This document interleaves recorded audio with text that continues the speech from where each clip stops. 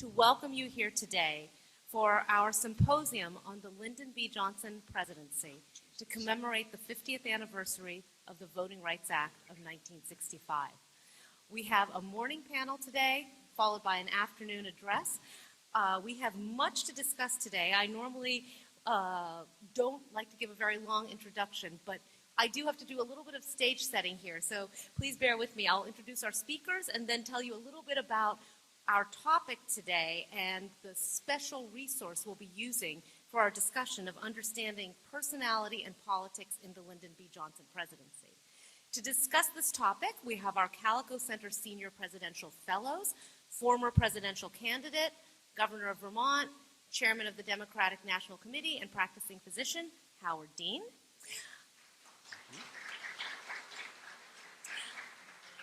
Longtime Republican strategist, communications expert, served in the White House of 4 presidents, Richard Nixon, Gerald Ford, Ronald Reagan, and George H.W. Bush, and managed Ronald Reagan's 49-state victory in the Electoral College in 1984, recently inducted into the American Association of Political Consultants Hall of Fame, Mr. Ed Rollins. And I am delighted to be moderating this session with my colleague, a distinguished scholar, expert on elections and voting law, Professor James Sample of the Hofstra Law School. Now, let me tell you a little bit about how we came to study this subject. We decided to the idea for commemorating the 50th anniversary of the Voting Rights Act came from none other than the founder of our Kalikow Center and our new Peter S. Kalikow School of Government, Public Policy, and International Affairs, Mr. Peter Kalikow, who's joining us today. Peter, every idea you give us turns into an event bigger than I could have imagined and better. So thank you, as always, for your intellectual guidance and love of the American presidency. In the spring of 2014, Hofstra was focused on organizing the conference of the George W. Bush presidency, which took place last spring. Many of you, I think, attended one of our sessions. But we were looking ahead, and Peter Kalikow said to me one day, do you think what are you going to do to commemorate civil rights, voting rights? 50 years later, there's a lot to discuss. What's changed? What challenges remain? Hence the title of our symposium. And as I thought about it, I said, well, we need to talk about the policies, and we also need to understand the person, because Lyndon Johnson was a unique personality and a uniquely American story of his rise to power from Hill Country, Texas, to the White House. Around that time that we were having those discussions, I got an email from Nancy Lindemeyer, who, a very nice message, she's in the front row here today with her husband Robert, said, are you interested in a collection of films on Lyndon B. Johnson? And I said, well, of course. What are these films? Well, it turns out, and let me just tell you a little bit about this, Nancy and her husband served in the Navy with Commander Thomas Atkins, who was the official White House, the official and the first White House cinematographer for John F. Kennedy and Lyndon Johnson. Mr. Atkins went to college at Ohio University, got his BFA in 1956, enlisted in the Navy, and then went to officer candidate school, got his ensign commission in 1958, and then joined the Naval Photographic Center as a project supervisor. He worked for a while in the Hollywood Motion Picture Office, and then in early 1963, he was asked to be the first White House cinematographer. He served in the Kennedy White House for close to 11 months, was in Dallas, accompanied the Kennedys to Dallas on November 22nd, 1963. And after President Kennedy's assassination, Commander Atkins served in the Johnson White House as the official cinematographer as well. The films that he produced were often given to visiting dignitaries in the Kennedy administration. In the Johnson administration, in the summer of 1966, Lady Bird Johnson decided that it would be informative informative to have monthly reports on the Johnson presidency. And she worked with Tom Atkins and his deputy, Bill Fisher, who's in the audience as well, and eventually a staff of about 20 people to produce monthly film reports on the Johnson presidency. There are 73 films in this collection. It's mid-1966 to 1969, so that's about 30 films, and then additional films that were taken for special events. These films range from 20 to 45 minutes. The Lyndon B. Johnson Library in Austin has a full collection. About half of the films are on YouTube. Hofstra University now is the only other institution to have a full collection. After Tom Atkins retired from the Navy, he taught photography at Fort Lauderdale Art Institute and then moved to North Carolina, continued to do his own photography and cinematography. And after he died, his estate discovered the films and wanted to find a place to house them. Thanks to Hofstra's Special Collections archivist, Jerry Solomon, who I know was here a moment ago. Jerry, there. We worked with the Lindenmeyers to transfer the films from 16mm films to DVDs. They're now available for research in our Special Collections room of Axon Library. I taught have had the pleasure of teaching an honor seminar this semester. I see some of my students there who have been viewing the films and writing evaluations. I think it's fair to say that they're a real treasure for appreciating the public presidency of Lyndon Johnson as well as the private personality. Because Tom Atkins and Bill Fisher were there, filming, reviewing. Scriptwriter Don Peterson, who couldn't be with us, but whom I had the pleasure of meeting with Bill Fisher in Washington about a year ago, the care that went into producing these films created a unique historical record that no president since has achieved. President Nixon did not want a cinematographer. I understand from Ed Rollins that Ronald Reagan did have video coverage. President Obama was the first president to have a videographer. But the world has changed so much. And the attention to detail and the work that went into producing these films really makes, I think Bill Fisher told me in Washington, that Lyndon Johnson Johnson presidency is the most documented presidency in the history of this country. And I think that that's a very fair assessment. We are in the process, the students in my honor seminar, of putting together a finding guide for the films. We will have on a Hofstra Special Collections website and the Kalikow Center website a link to explain everything I've told you, but you're the first ones to be hearing. The films are available for research, but you're the first ones to be hearing about this process. I'd like to personally ask Bill Fisher and Nancy Lindenmeyer and Robert Lindenmeyer to stand up so we can thank them for making this resource available.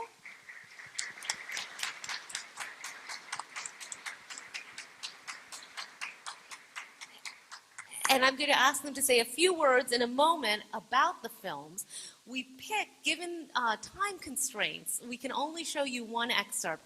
And Professor Sample and I decided that an excerpt from the fall of 1966, we're just going to show you 5 minutes of a film that shows Lyndon Johnson engaged in foreign policy, domestic policy, and midterm election campaigning. So I'll show you that, and then we'll turn to commentary from Mr. Fisher and the Lindenmeyers about the importance of these films, and then to our panelists for some discussion of going from personality to leadership and policy making. Let me show you the film.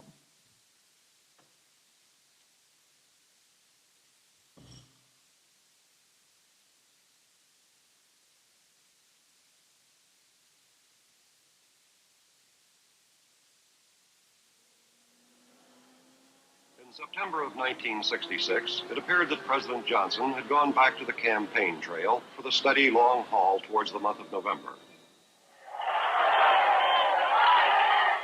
In the wings, experts of every description, politicians, pundits, cartoonists, and sociologists, stood waiting to exhaustively dissect, examine, or make predictions about one of America's great institutions and one of its great imponderables, the off-year elections.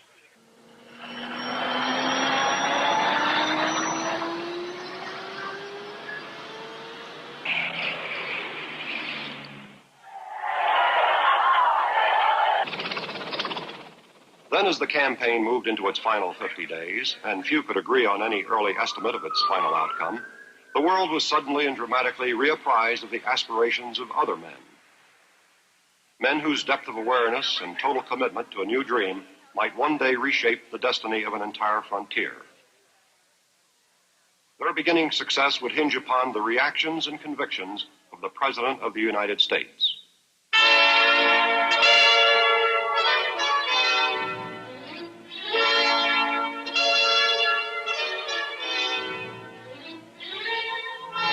We're on the move. We're on the go. People are working. People are eating. They have high hopes. Their schools are being improved. Their hospitals are being improved. We are doing what a democratic president, a democratic government ought to do for a democratic people.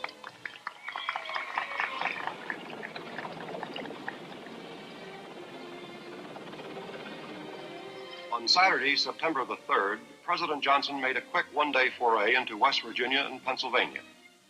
By mid-morning, the presidential helicopter had landed at the site of West Virginia's new $46 million flood control project, the Summersville Dam, the largest earth and rock structure of its kind east of the Mississippi. At Summersville, President Johnson set the date for an international Water for Peace conference to be held in Washington during the month of May and drawing some 700 representatives from over 100 countries, including the Soviet Union. Hopefully, such a conference would focus universal attention on man's great need for abundant water supplies. So it should be clear by now that we're in a race with disaster. Either the world's water needs will be met, or the inevitable result will be mass starvation in the world, mass epidemics, mass poverty greater than anything you have ever known before.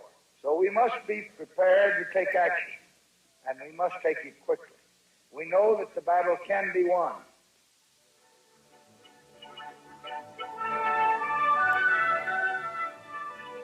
By early afternoon, the president's caravan had air-hopped across the Appalachians to Pennsylvania's York-Harrisburg Airport for a visit to the small community of Dallastown, which was celebrating its first centennial.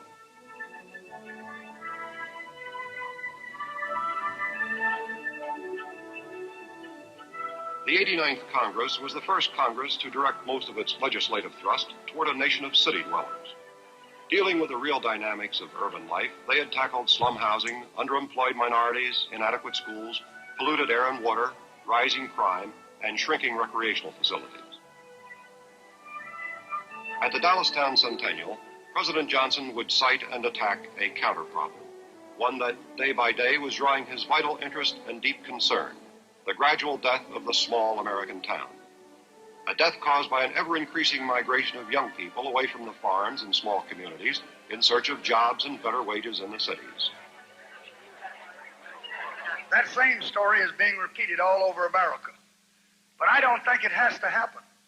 Modern industry and modern technology and modern transportation can bring jobs to the countryside rather than people to the cities. And modern government could also help. I want to see more factories located in rural regions. I want those who love the land to reap all the benefits of modern living. So if we can begin to stem the migration in our own land, we will make our mark on history. I believe that more and more of our people will choose to live in towns like Dallastown. I know they would if they could come here and see what I'm looking at this afternoon.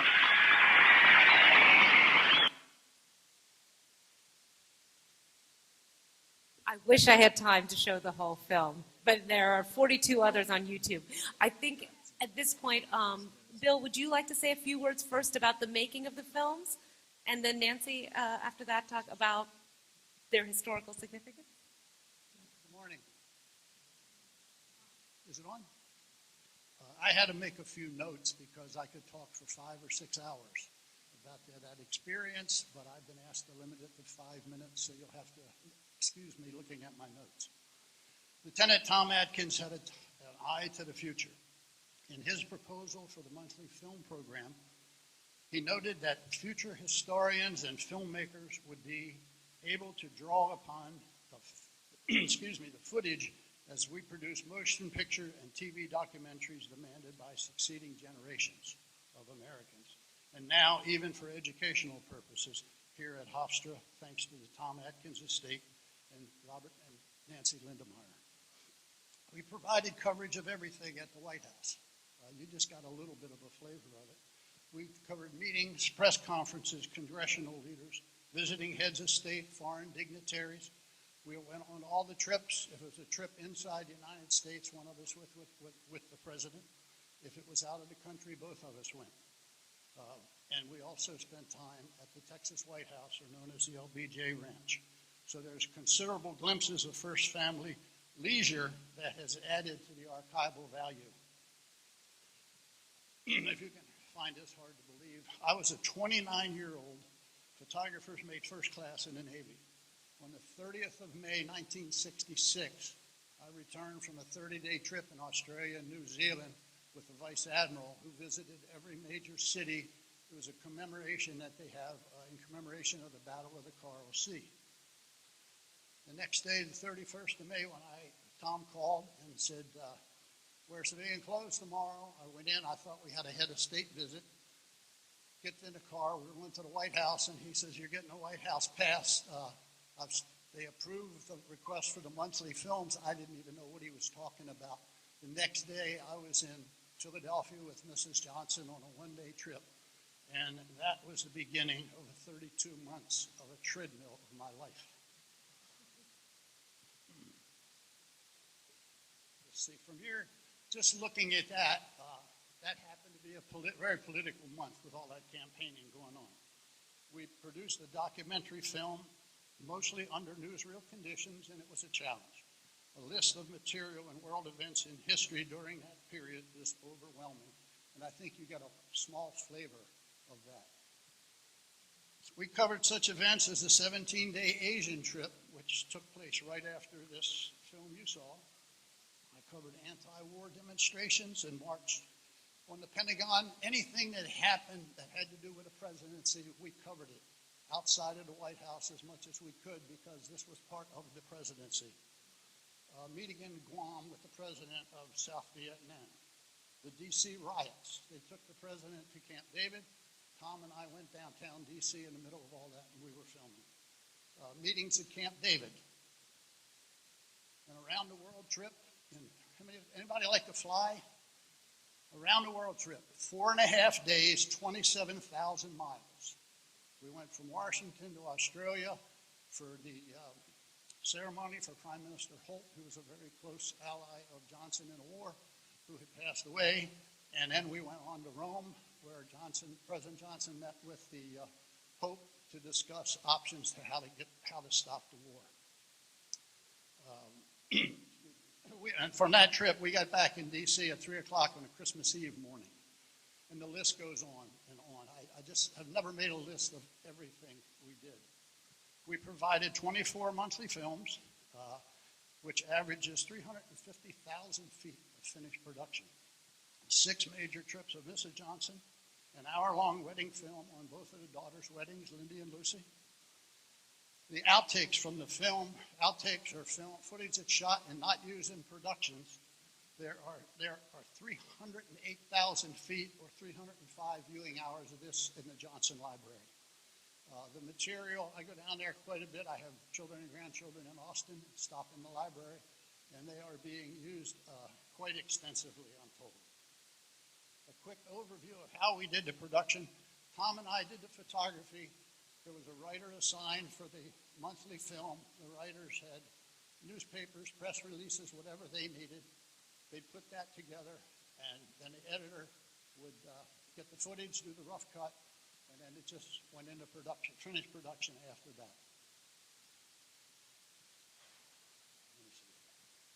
The first film was June of '66, but we had to keep continuing because we didn't know if they were going to approve it or not. Finally, the 1st of August, the first film was finished, and we were told that President Johnson looked at that film 3 times. Personally, I'm not sure if he didn't fall asleep twice during it. I've often asked what it was like, what the President and Mrs. Johnson was like. I can't do it in 5 minutes. Tom, whom I learned so much from about photography, and I had a real passion about what we did. I am grateful and fortunate to have worked for and with him and to have witnessed and recorded so much history to be valued to so many in the future. There's been no other presidency, as Meena mentioned, no other presidency has been documented the way Johnson's presidency has been. There may be some competition in the number of stills, being they have digital now, but there are over 500,000 still photographs, black and white and color, in the Johnson Library. One last thing in closing, the most memorable moment. And the only day in 3 years that I had to wear a uniform was the day I got promoted to chief. President Johnson had me in the office as an appointment, not as a photographer. I was on the other side of the camera. I don't like being on that side of it. He signed my certificate, which is the only chief certificate ever signed by the President of the United States. And as far as the personal side, if I can get through this is always hard. Johnson had a way of talking to people. If he was talking here, he could stand, he'd give you the Johnson treatment, and he'd sit here and talk, and she wouldn't be able to hear what he was saying. It was incredible. He leaned in and said to me after shaking my hand and taking a picture, "I'm as proud of you today as if you were my son." Thank you.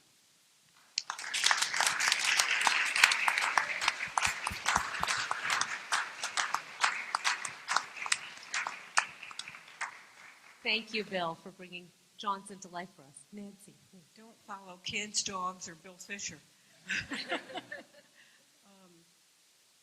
How I got into the Navy, I won't tell you, but after college, and it was a long time ago, and there weren't very many women officers. I went to OCS, and I was assigned to the Naval Photographic Center in Washington, D.C.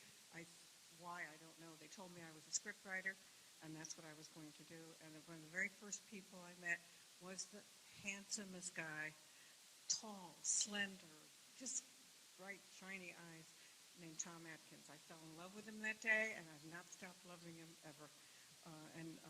I think what was the most significant about Tom was he was a kid from Ohio, small town. Father was a school principal. He did things under the radar. Now, some of you probably don't know a lot about the military yet, but important things that get done in the military are often under the radar. And Tom had a way of getting what he wanted done, even if it wasn't generally accepted or expected. He was a remarkable guy, and we're more than happy to have these films here. It was so easy. I was a magazine editor in New York, and I was a naval officer, and I've done it. My husband's a university professor. This was the easiest thing we ever did. Getting Meena, getting the films, getting Jerry, everything worked just beautifully. And so I want to compliment you. If I had somebody I knew wanted to go to college today, I'd say send them here, because these people know how to get things done. I did want to mention one thing. I think Bill covered it pretty well again, but what Tom Atkins did was unique. It had not been done before, and it has never been done since. And when you look at, don't ever go over some of the private films and think, oh, it's just a tour of the White House. In those private films or the trip films, I think you're going to find some remarkable tidbits, and one I'd like to bring to your attention. The tour of the White House by Mrs. Johnson, and you might say, well, I don't know about the furniture. At the end of that film, there is a dinner, and at the end of the dinner, Lyndon Johnson goes, sits down, talks to the camera, and tells the tragedy of the presidency. It is one of the most moving pieces of film you will see. I'm going to give you another little piece that Meena doesn't know very quickly. You're talking about the Voting Rights Act. My husband and I were married in 1960 by a beautiful young minister in Washington, D.C. I was right out of the Navy. He was still in the Navy. And his name was James Reeb. James Reeb was the minister who was killed in Selma on the Selma March. And that was one of the things that helped the public get so excited about being behind Johnson and passing the Voting Rights Act. Martin Luther King did not go to one of the events that he was asked to go to. He spoke at the memorial service for James Reed. Just a little, we live in interesting times, some of us, and so that's, I think my husband wanted to mention something.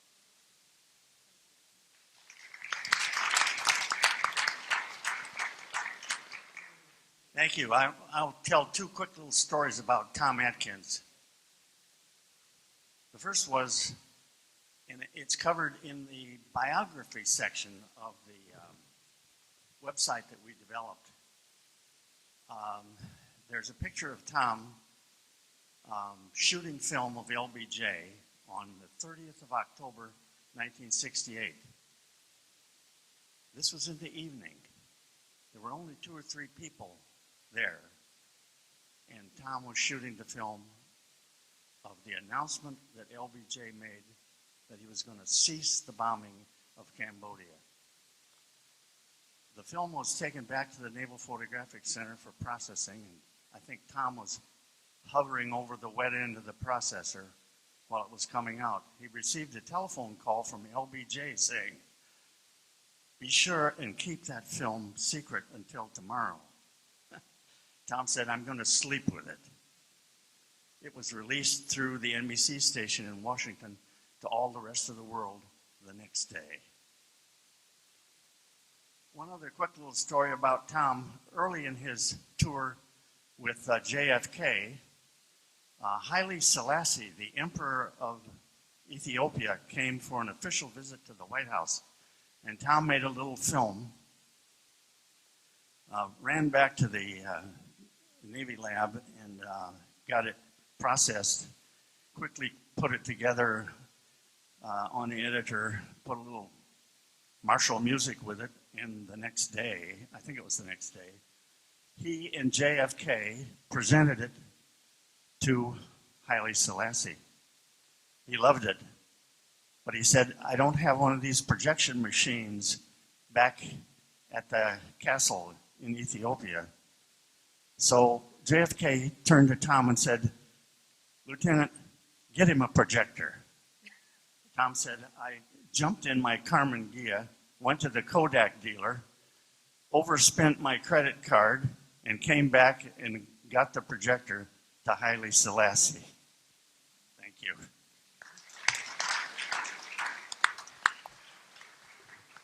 Thank you, Bill, Nancy, and Bob, for these personal stories and the connections that these films give us to Lyndon Johnson, the individual, the president, and political leader. I'm sure many of you are tempted, I see my students and other students in the room, to go and look at these films. You'll have to talk with Jerry Solomon about making an appointment.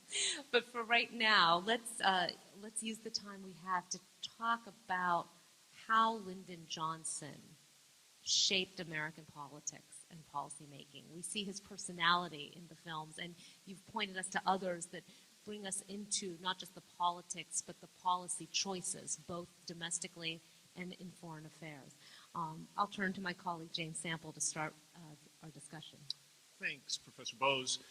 In contemplating the 50th anniversary of the Voting Rights Act and where we are as a nation today, I'm struck by the phrase, the more things change, the more they stay the same, which is to say that particularly with respect to voting and elections, race and politics were obviously at the forefront of the battles that Lyndon Johnson fought as president in pursuing the passage of the Voting Rights Act.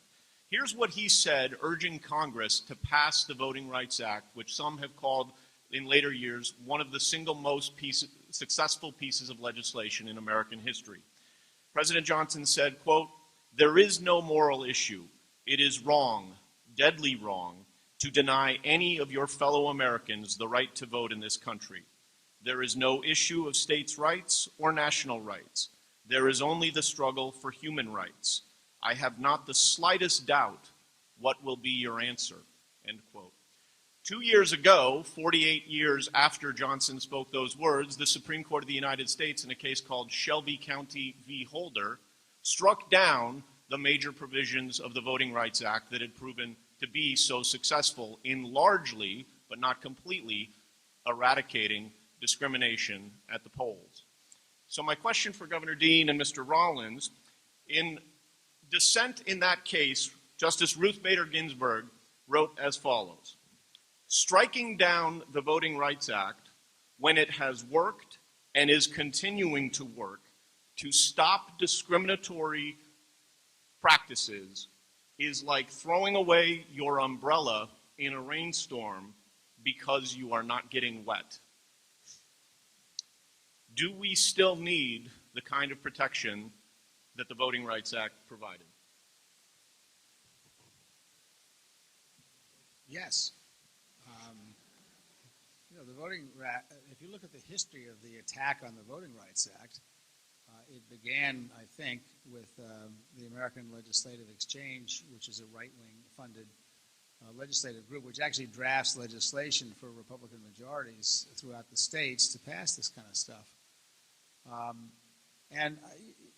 With due respect to the Supreme Court, which I don't think deserves much these days, and I think has squandered their support. I'm serious. I think they've done themselves a terrible disservice with all these 5-4 decisions that are politically motivated, because 73% of the American people, including me, believe that the Supreme Court is now a political body, and that's a very bad thing to have. We need a Supreme Court when they voted. Every judge, and I've appointed a lot of them, ought to be, the main mission of any judge ought to be that when the parties leave the courthouse, both the winning and the losing side has to feel that they've been heard. And I don't think that's the case with the Supreme Court, because I think politics intervenes in so many of their decisions. Which I think is a bad thing for the country, leaving aside what the decisions are. So when they design these voter suppression acts, these voter suppression bills, which basically require all kinds of IDs, which are a disproportionate burden on older people, people who are invalids, members of minority groups, and poor people in general.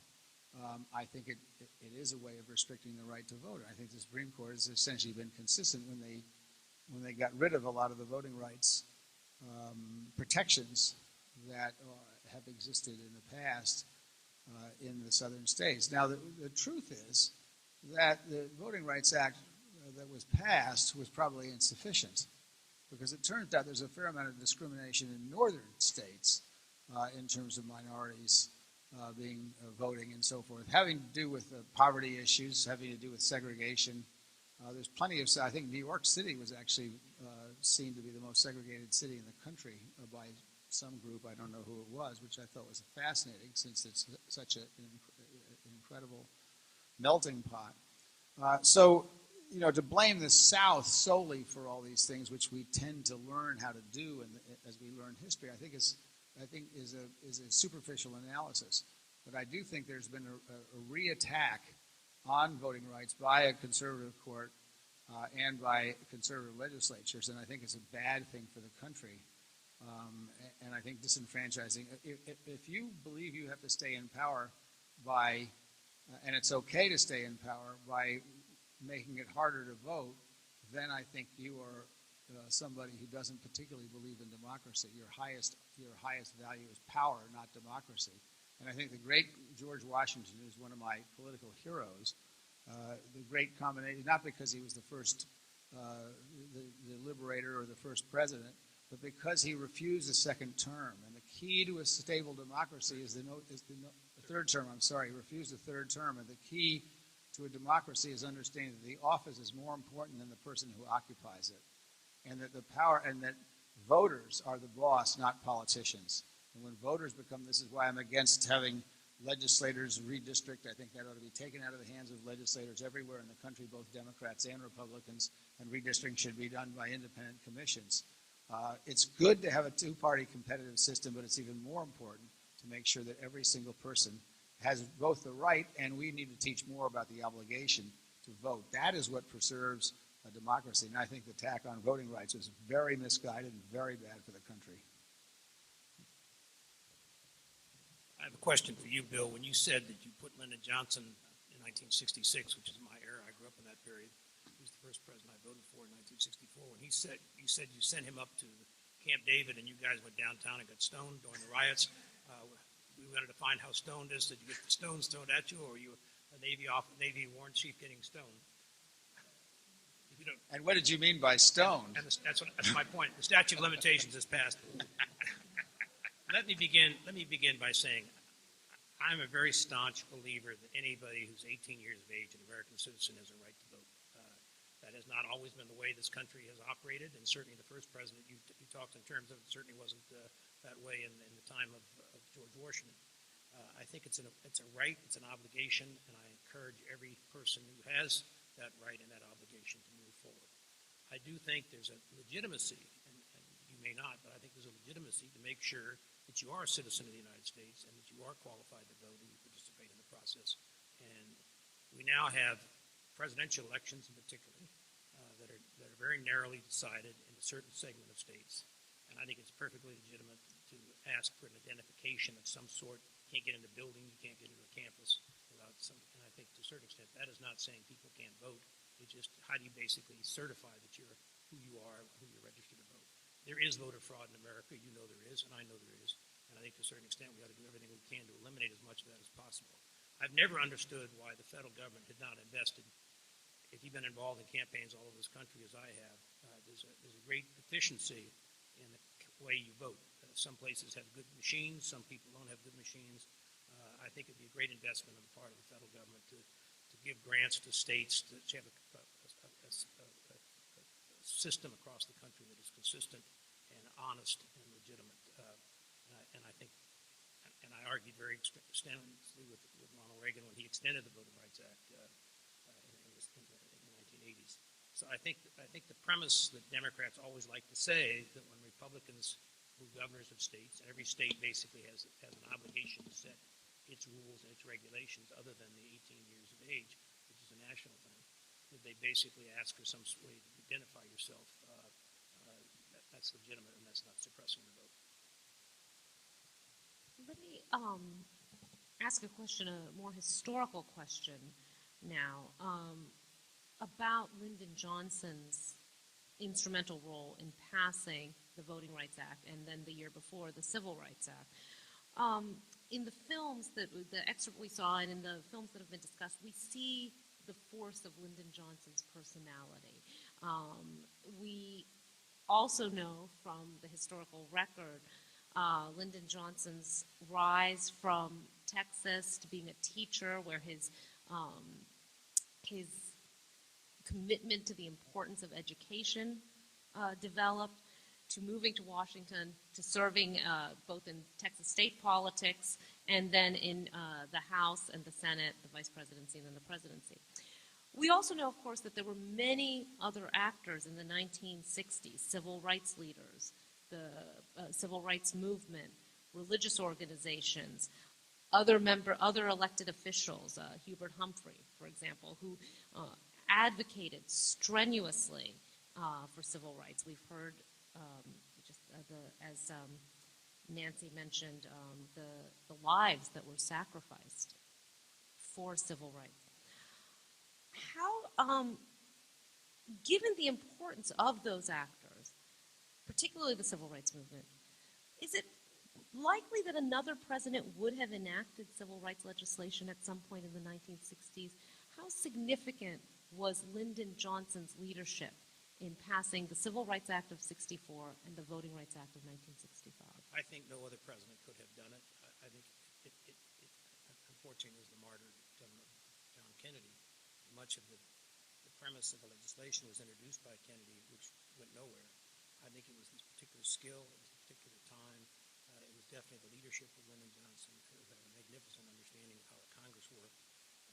He went against a lot of his support, particularly the Southern senators. He went against his mentor, Richard Russell, who was the Deane of the Senate from Georgia. I think he believed deeply in this. He was told it would be the end of the Democratic Party in the South if he pushed this thing through, and he thought it was the right thing to do, and he made it happen. I don't think any other president could have done that. I think even if Kennedy would have lived, he'd have had great difficulty in getting a lot of this done, and I don't think there'd been an inclination of others to push it the same way. So I think he was a very unique president. I think he was a magnificent leader. As you can see by the film up there, he was a big, gigantic figure. He he may have been an insecure man, and you've read lots of things in Carol's books and other books about him, but he was a powerful, forceful leader. And when you put him in the environment of dealing with senators or congressmen or what have you, or going out and dealing with the public, he was enormous and basically dealt at a very troubled time in this country, probably as troubled as any in the sense of the civil rights movements, the Vietnam War, what have you. And his legacy has been somewhat damaged by the Vietnam War, but I think his legislative record is one that very few presidents will ever match. I was a college student for most of the time Lyndon Johnson was president, and a high school student. And one of the things I've learned over the years is it really is very, very hard to judge presidencies until they've given some time to see what changes made a difference and what changes didn't make a difference. I hated Lyndon Johnson because I had a low draft number and I was next to go to Vietnam. And I thought it was dreadful. My father thought it would have been good for me too, but given the number of pine boxes that were coming home, I didn't quite see it that way. So I hated Lyndon Johnson when he was president. I now regard Lyndon Johnson as one of the 6 or 7 greatest presidents in the history of the United States. If you look at what happened, Vietnam was a terrible blunder, et cetera, et cetera, et cetera. We lost 55,000 people, and probably the Vietnamese lost 2 or 3 million people. But it didn't have a geopolitical significance. Had we never gone there, Vietnam would still be unified, and they'd still be looking to make friends with America as they are today because of the proximity of a country that occupied them for 943 years as opposed to our 20. So his greatest blemish turns out to historically not have been, in the geopolitical sense, made much difference. I, like Ed, believe that no president could have done what Lyndon Johnson did at the time. He was from the South. He spoke like someone from the South. He understood segregation. He had the great quality of leadership, which nobody ever talks about, is not leading your people to a greater vision. It's talking to your own people about what they have to give up. That's the hard part. That's why we have such trouble with peace in the Middle East. It's hard to have great leadership on both sides at the same time. And the skill of great leadership is looking at your own people and say, this is what we have to give up in order to have a greater goal, which is peace. And what Johnson basically did was go to all the Southern senators who knew very well, as his mentor Richard Russell did, that this would be the end of the Democratic Party in the South, which it was, and say, this is what you have to give up. I saw a tape of Lyndon Johnson's, you guys will know, and I can't remember which address this was, but I think it was one of his State of the Union addresses, shortly after he became president. And it was one of the most powerful things I ever saw anybody say in the State of the Union. He talked about his life when he got out of college and he went to teach poor Mexican-American kids. Now, he came from a not very well-off white family, so he understood some of the privations, but he was teaching kids who had less than he did. And what he said in this speech, and I assume this was more than just political positioning, he said, I can remember promising myself that I would help these kids, and if I ever got in a position to do something for them, I would. Now I have that power, and I mean to use it. It was an extraordinary speech, and that is, in fact, exactly what he did. So that is why I've come to admire Johnson, as somebody who took great risk. Did he do this all by himself? Absolutely not. He was pushed hard by Martin Luther King, and everything he did, King would come back and say, well, now you got to do more. So, of course not. Nobody ever does anything by themselves, whether they're president of the United States or not. But I would agree with Ed that I don't think there's another president, another political figure that could have done this at this time, and I do think he was absolutely critical and deserved an enormous amount of credit for getting this huge transformation to occur in the United States. As I said, this was not just a transformation in the southern states. There was plenty of racism going on in the northern states, and I think he changed the conversation about that as well. In an academic institution, it's always important to basically give you all sides of the picture. Before we give Lyndon Johnson sainthood, which obviously I think he's one of the great presidents, he won his original election to the Senate by less than 100 votes, in which the accusation was he stole it. When he got on the ticket, he and Daley were accused of stealing the presidency in 1960. Obviously, a historians can argue that forever. But most important is the Congress at that point in time, because the seniority system, the senior members were all Southerners. They were chairman of the various powerful committees. The Rules Committee was Smith from Virginia. They had done everything they could to block this for a very long period of time. So it was not like he threw it up there and got it done. He had to go up there and twist arms and cajole and make it happen and threaten and promise and do all the things that he did better than anybody I've ever seen in my lifetime. And I think that was a unique part of his leadership. He firmly believed that this was the right thing to do, and he basically pushed it through. I'm struck by Governor Deane's comment about changing the conversation, and it's certainly the desire of every political figure to control the narrative to some extent. And there's an interesting comparison and contrast between the film clip that we saw and any of the film clips and today's 24/7 news cycle and social media. And I'm curious from our two panelists here, how is it different today for a White House to try and drive the conversation or control the narrative? I'll just be brief. It's incredibly difficult. You have cable television, which people under 35 don't watch, but Ed and I watch it a lot because we're on it. I watch you.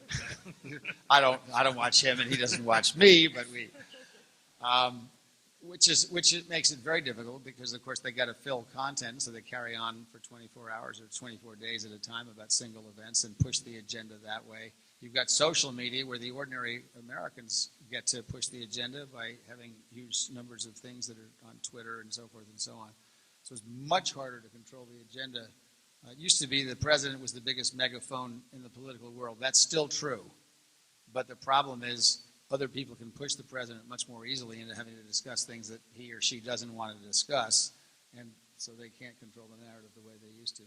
What you always try to do when you're in the White House, I obviously spent 10 years of my life in the White House, is you try and drive your message. This is what we want to do. This is message of the week. If the president's going overseas for the Clean Air Conference, you want it to be about that. You want the things that he says.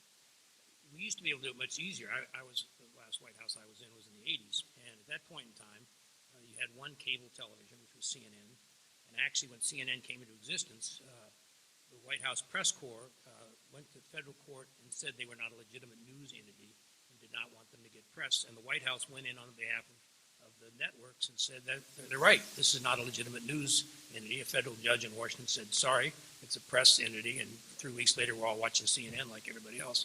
It used to be that you'd get up in the New York Times, the Washington Post, in Reagan's case, the LA Times, one of the Midwest papers, Chicago Tribune, or what have you, were the big papers in the country. And so you'd work all day to make sure that the story that was in that morning paper didn't end up on the evening news. There were 3 evening news at that point in time. The Dan Rathers, the Walter Cronkites, the Huntley Brinkley were gigantic. And the country basically used to eat dinner at 6 o'clock and watch the news at 6:30. And so you did everything you could in the course of the day to alter that story to make sure that it didn't go from a couple million viewers in the morning to 30 or 40 million viewers in the evening, because television was what it was. Today, 15 seconds after something happens, someone puts it on an iPhone. There was a picture, one of the candidates in my party put this spot on the president and was making fun of the president, but it was camera shots taken inside the White House in which the president was taking selfies of himself and what have you. In the old days, that would never happen. You just would never let a photo like that get out. Equally as important, when I first went to Washington in 1972, there was no C-SPAN. The Congress didn't.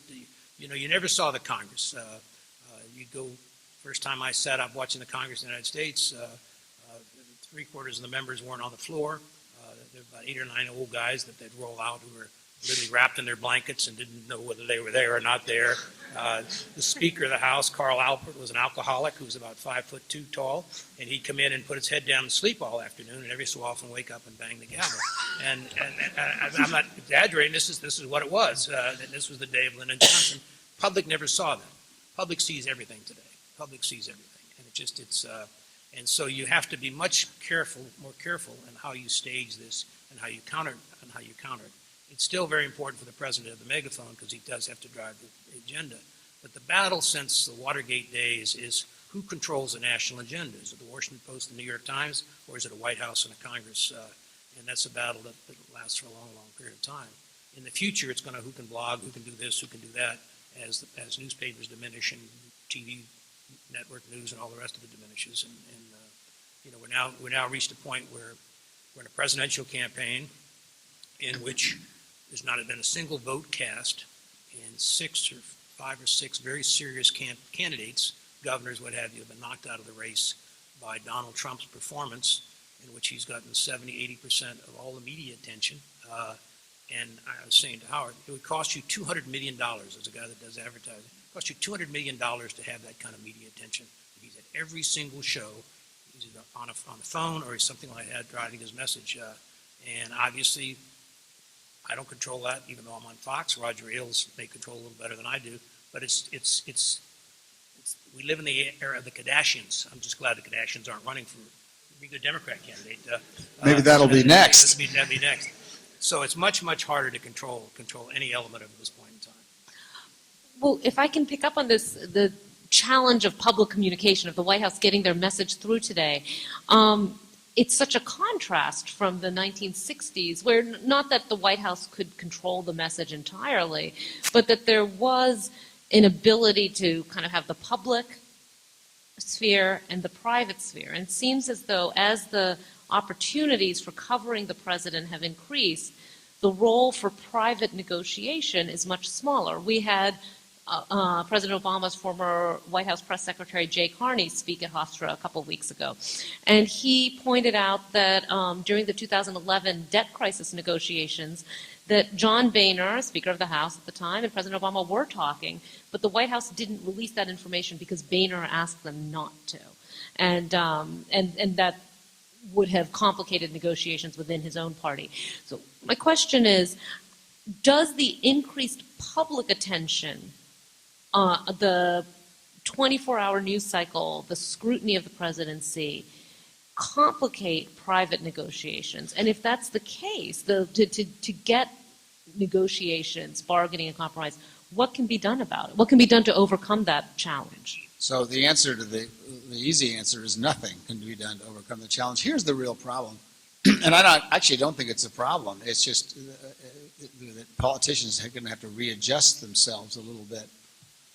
The real problem is there are no arbitrators anymore. Ed was talking about the evening news, and 3 people, plus the Washington Times, the New York Post, and that's for Peter, the New York Post. I meant to say that. A few papers would control the agenda, and so John Edwards' love child was never going to get on the evening news in the old days because Walter Cronkite and John Chancellor and those folks didn't think that had anything to do with defense or the economy or any of the major issues of the day. It was just purulent gossip. And that didn't get on the news. And it did in the tabloids, and nobody cared about what that was in there except for the ha-ha about it. Now, those entities don't control much anymore. They control the dialogue among policymakers, and in Washington, people think they're very important. That's not what people, the 307 million of us that don't live in the Washington area, that's not what they pay attention to. They have all these various sources of news, and nobody can stop those sources of news. And I don't think they should, in a free society, be able to stop those sources of news. So what I think what's going to have to happen is politicians are going to have to adjust their way that they do business. And I think that's a good thing. I don't think this business of each side demonizing the other and telling everybody how awful they are and sending out all these tweets and so forth and so on is a good thing for the country. And what used to happen in the past is you could demonize each other and then you go in the back room and make a deal. Well, now you can't do that anymore because there's nothing secret or not very much secret. So now politicians are actually going to have to behave in a more adult way and be more respectful of each other in public, because if you're not respectful of each other in public, you can't get together and do what John Boehner did and say, well, don't tell anybody we're meeting, because it's eventually going to come out. So Boehner's going to have to stand up with the people who want to be disrespectful, and Obama with the Democrats, and say, you got to stop this stuff. We're not going to do it anymore because we can't get anything done in an atmosphere where nobody respects each other enough to sit down. There are plenty of Ed and I have some ideological differences that are pretty significant. but we're pretty good friends after 6 or 7 years of this. And I think, and most of the times we have these conversations in the cars coming in and out, so we spend a couple of hours before and after all this. And I think for most issues, we could come up and make compromises that neither of us would embrace ourselves, but we could agree. And that sort of personal relationship is going to have to be what's restored. But the politicians are going to have to understand that they can't do their job unless they restore those personal relationships as a result of a much freer press that no longer colludes with this sort of inside-outside game. There isn't going to be an inside-outside game anymore in your generation. There's only the inside game because it's going to be exposed almost instantaneously to anybody who wants to look at it. I think that's a positive change, but it's going to take a lot of adjustment for people in our business. Which do you think would go viral quicker? One of your beautiful films up here that you spent time following the president, or Lyndon Johnson skinny dipping in the swimming pool, basically that someone gets $100 grand to put in TMZ and put viral. I mean, the world has changed. You can't have the FDRs anymore who basically can be president of the United States and no one knew that he was crippled. Basically, the world is wide open today. Right. You can hide a little bit in the White House, but you can't hide once you get out in the public. And even there, you got to be awful careful of who you have around you because they'll have a tell-all book very quickly. I think that's true, but I think the politicians don't understand how much the public has changed. It is true that the picture of Lyndon Johnson skinny dipping in the White House, who probably didn't, but his predecessor probably did.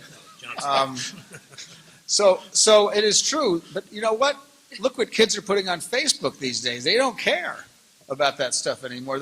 Everything has changed, and I don't think politicians have realized that the game has changed. That people are more tolerant of politicians' indiscretions as long as they don't lie through their teeth about them. I think the public has grown up, and the political world hasn't caught on to the fact that the public has grown up and looked at things more differently, and we don't have to hide things from the public to get stuff done anymore. And guess what? We don't have a choice anyway. We're not going to hide them, so we might as well get used to the idea. Well, we have many more questions to ask. I think my colleague's going to ask one more question, and then we're going to open it up for your questions for our speakers. So one of the things that President Johnson was famous for was thinking big, even thinking huge, the war on poverty, the Great Society, the Voting Rights Act. And if you think about the 50th anniversary of the Voting Rights Act, I'm curious, and let's expose some of those ideological differences amidst the friendly banter as well. What would be the 50-year vision if one were to think big? What are the issues if one looks out at a 50-year horizon? If you were in a leadership position or advising a current leader, what are the issues that we'll be looking back on 50 years from now, and how would you tackle them? Well, there's nothing on the horizon today. I mean, what I would advocate if you were asking me if a presidential candidate, but I would undertake something that would be as meaningful, not to the Civil Rights Act, because obviously that was very instrumental, but a president who would undertake a major rebuilding of the infrastructure of this country and devote 25 to 50 years to basically fix every element of this country and pay for it. You would create a whole new element of jobs in the country. Every major urban city in America has infrastructure problems. Peter used to be the chairman of the MTA here. He can tell you in this city how much it would cost to do all that. And it's going to take a long period of time to do that, just as when building the interstate highway system that Dwight Eisenhower did changed this country dramatically. My sense is something like that could have some bipartisan support and you can get it through. I agree with that. The infrastructure in this country is in trouble, and we need to reinvest in infrastructure because it creates jobs. The other thing that I thought was fascinating in this film clip that Johnson's speaking in West Virginia about jobs leaving. Well, that has accelerated, and it is a really catastrophe in rural America right now. Not only the drug problems, which are even in my state, in New England, most of New England, but in West Virginia, Kentucky, all these places. And the way to fix that is the net. So in addition to the hard stuff, the roads and the rails and the bridges and the tunnels, which is critical, we also need the biggest possible cable pipes you can put in all these places. It is a lot easier to work from home. You don't have to go to the city to have a good job anymore. And you can do that, but you have to have internet and you have to have communications that's really great. And I think a lot more, right now we have our kids, I couldn't wait to get out of New York because I grew up here. And my kids couldn't wait to leave Vermont and come to New York. And everybody's kids are doing that. It's a big, huge growth.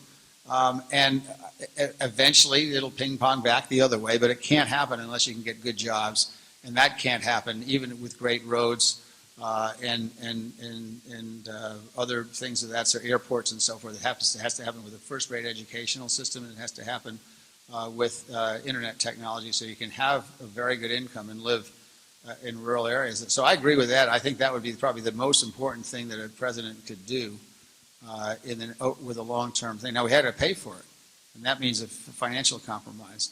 That means less spending on social programs of the kind that I like, and more taxes in order to pay for all this. Because if you put this all on the credit card, we're already in some significant trouble, and we'll be in a lot more if we don't come to an honest discussion about how we're going to pay for this infrastructure. It does pay itself back, though, infrastructure, because you do get people working and they do pay taxes and so forth.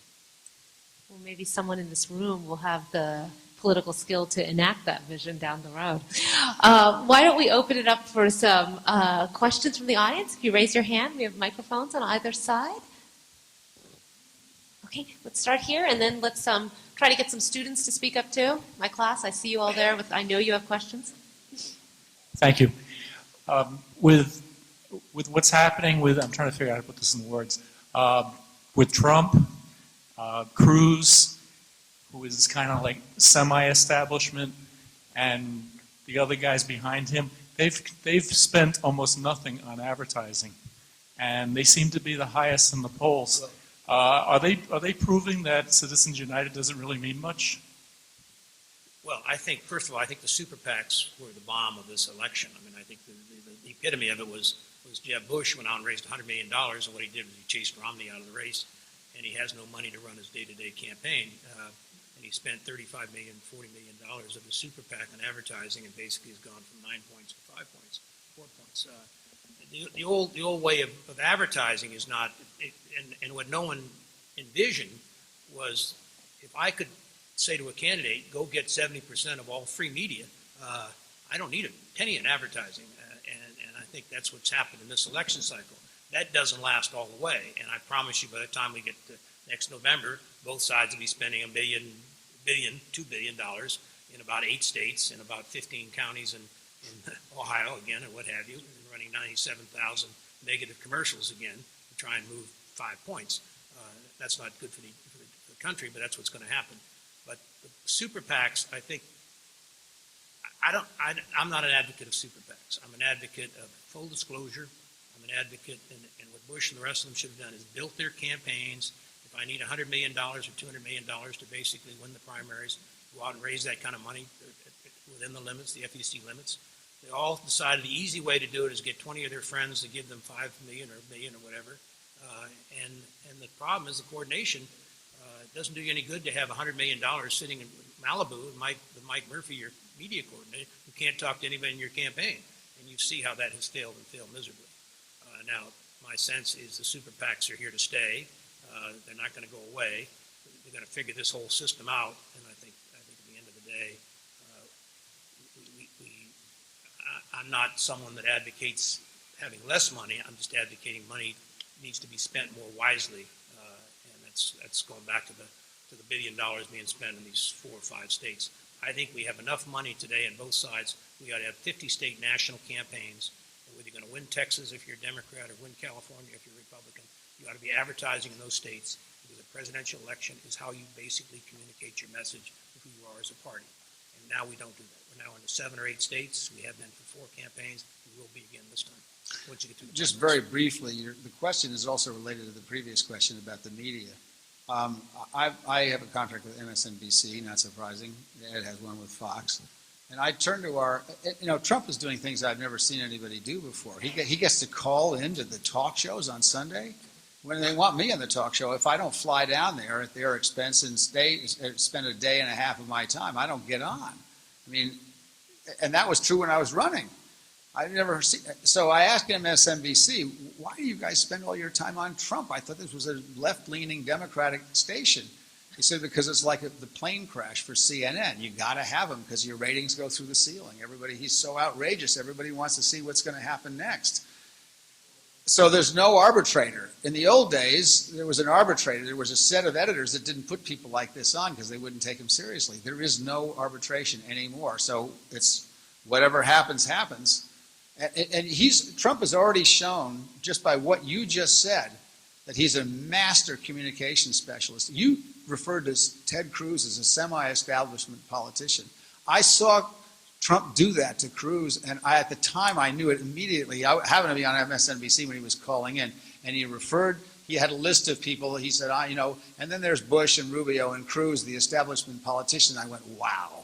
He just did it. He got away with it. Nobody called him on it. Cruz is about as establishment as, Vladimir Putin would be if he was running an election. I mean, he's not establishment at all. The establishment hates Ted Cruz. I think McConnell would be tempted to vote for Hillary Clinton if Ted Cruz were nominated. That's how much they hate each other. And Trump has gotten you to say Cruz is semi-establishment. Before he's done, if it's left between Cruz and Trump and a few other guys, he'll be the establishment. I know, but whatever you say, I'm just saying this is how, we all in the establishment have grossly underestimated Trump's gifts.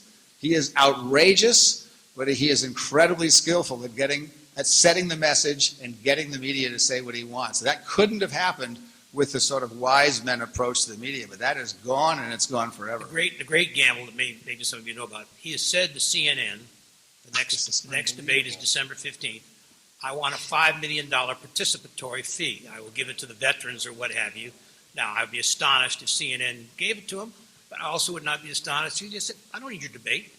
Why does he need the debate? He's at 30 points today. He's double. He's not going to necessarily win or lose the debate. But the debate, I promise you, if he's not there, will basically be diminished. And the perfect example of that is 24 million people watched the first Fox debate on a network station on a Saturday night. Former First Lady, the Democrat about to be nominee, they drew 7 million people. Yeah. This is a guy who basically, his Apprentice show, people forget, his Apprentice show, when it started, had a 20 million viewership. It was about 5-6 million at the end, but he's a tremendous entertainer. More questions. Let's see. I see a student right over there. Daniel, hold on for the mic.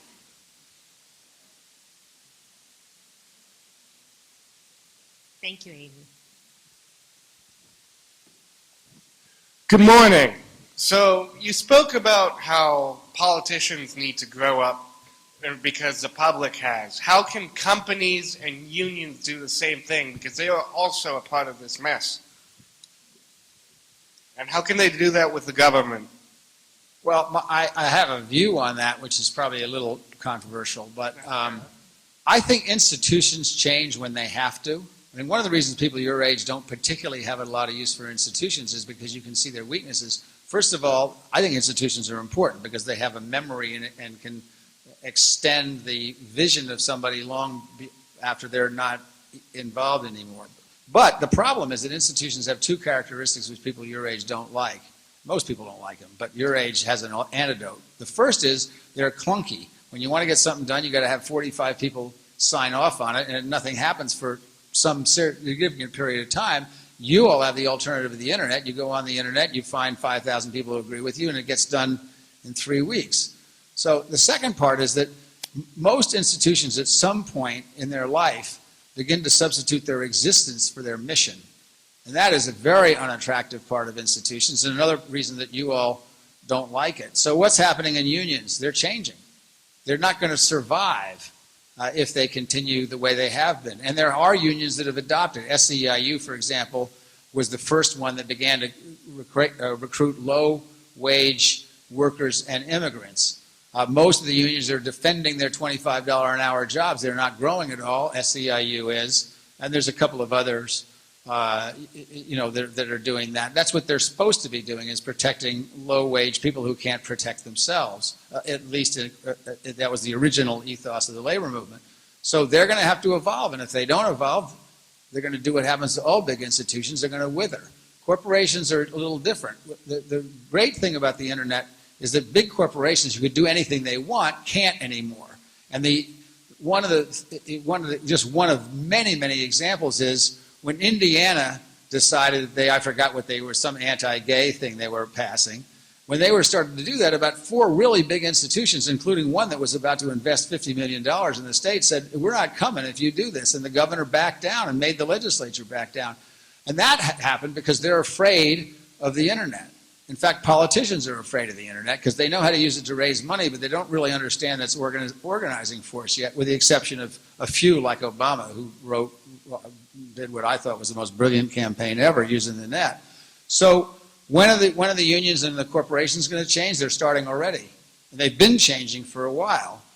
And that change is going to begin to accelerate simply because the spotlight is not just put on the political institutions and people like us who have backroom deals.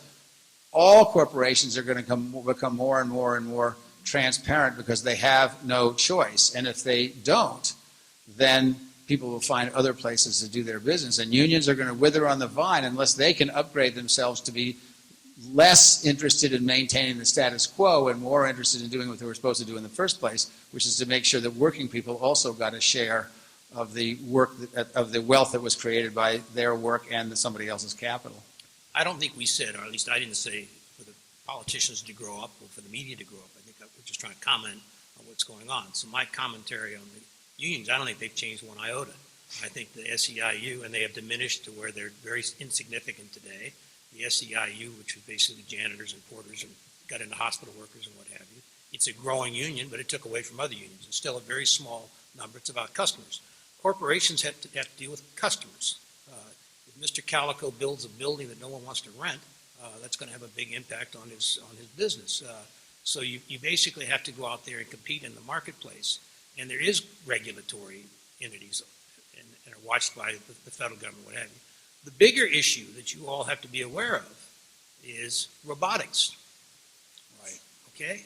49 million jobs are going to be eliminated in the next decade by robotics. You know, and you ought to learn a little bit about this because at the end of the day, and I have great love for Hofstra, I have great love for young people, I have a 20-year-old daughter.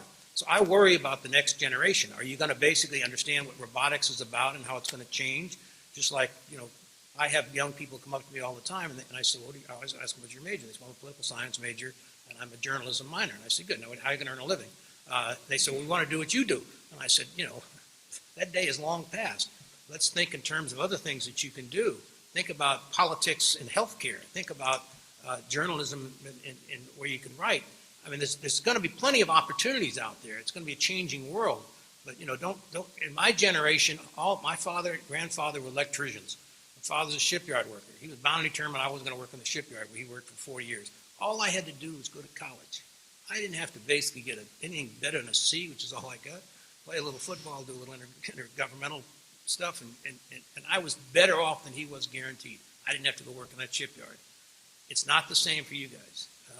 You've got all these magic devices, which are wonderful. You're going to forever be able to educate yourself and do interesting things, but you have to be smarter and more innovative than ever before. And you've got to figure out how to make it connect, and you're always going to have this competition of robotics. And the machines are going to get smarter, and you just got to be smarter than the machines. And you got to be the guy that's making the machines or operating the machines or being involved with the machines, and that's going to be very competitive. Unless the unions obviously try and unionize the machines, but that's They may try, but they won't succeed because unless you're willing to change and adapt to new circumstances, it doesn't matter what kind of an institution you are, you're going to be somebody nobody pays any attention to. But an interesting thing, Mr. Kalikow is an expert on the presidency. He knows as much about the president. I've been studying the presidents for a long time, worked for a bunch of them. He knows more about American presidencies than anybody ever known.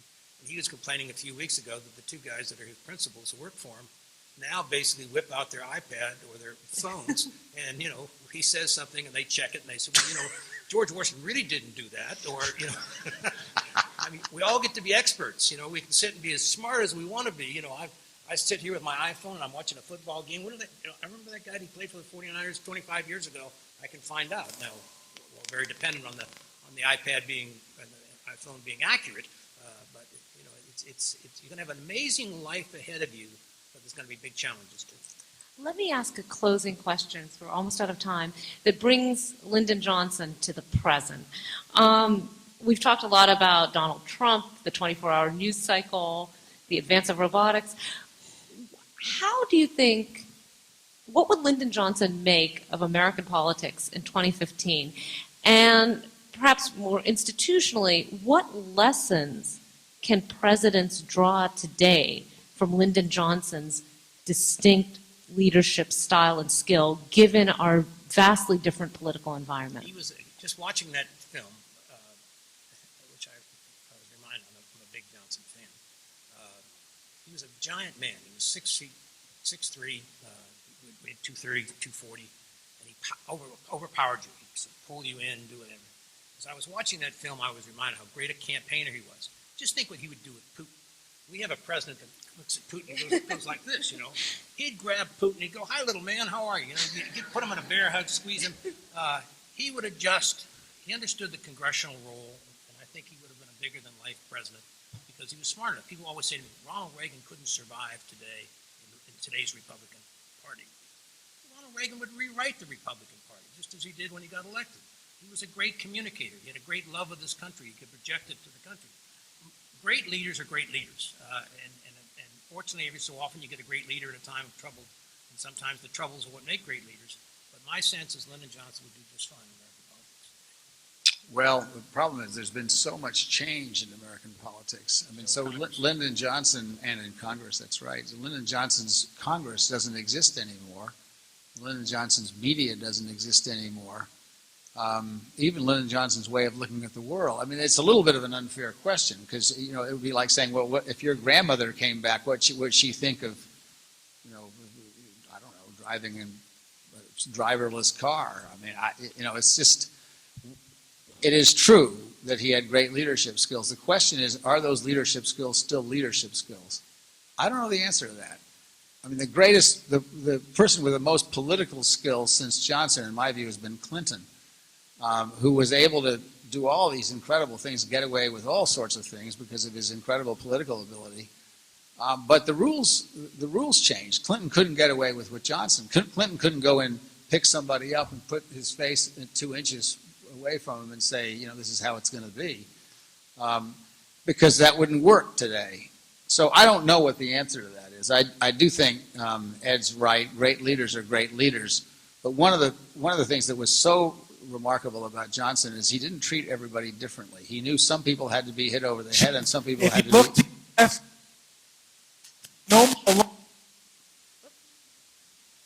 It's almost as if Lyndon Johnson came back. The NSA is here. It's college campus, of course. Right. So, the last thing I was going to say about Johnson is a great story about Johnson, which you guys may or may not have had anything to do with seeing this on film. So Johnson was president, and there was in Georgia there was a congressman who died.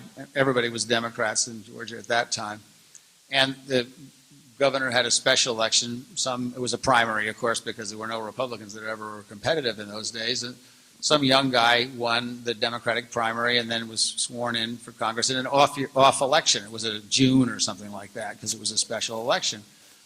So, according to the story, Johnson sent Air Force One to get this guy in Georgia, fly him back up to the White House, and Johnson swore him in the Oval Office. And the guy at no time, not one time, ever voted against anything that Lyndon Johnson wanted. That's how he knew that this guy was the guy. Lyndon Johnson's favorite saying, or one of his favorite sayings, which I quote all the time, is you get more flies with honey than you do with vinegar. Johnson was more than capable of using vinegar and did on a number of occasions, but he was smart enough to understand psychologically the difference between those who needed the honey and those who needed the vinegar. And that is a skill that will probably be useful as long as there are human beings on the face of the earth. I promise you flying down to get Air Force One, picking up some freshman newly elected congressman will still work. And what I've always said about presidents, and I've always given this kind of advice to presidents and vice presidents, you got a big office, you got a big house, you got a big airplane, use it. Well, it's clear that we have much to learn from Lyndon Johnson through our tapes, through our readings. I would be remiss, as we're concluding this session, if I did not recognize Mr. Robert Caro, two-time Pulitzer winner, author of 4 volumes of Lyndon Johnson. Mr. Caro, if you'd please stand up.